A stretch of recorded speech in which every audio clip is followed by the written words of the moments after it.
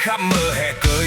dùng chẳng nghe mùa đây là câu đốc của ni đây ơi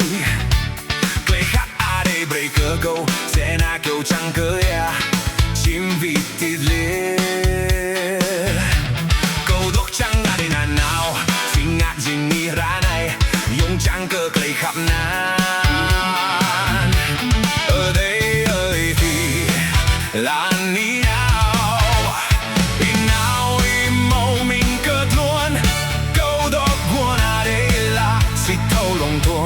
ở đây ơi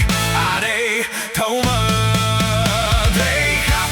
sinh ai lùi hiông đây khắp dài màu của nhung đây ơi yong trang đây thủy thông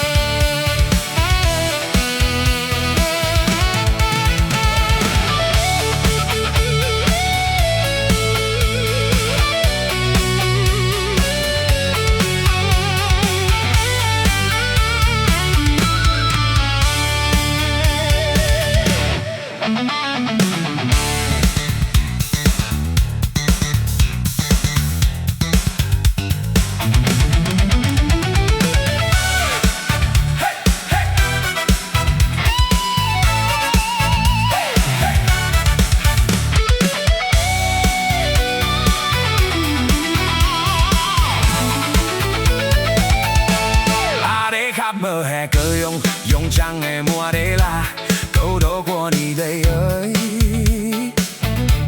Clay khắp à đây bầy cơ câu sẽ na kêu chẳng cơ ya chim ngọt tí lên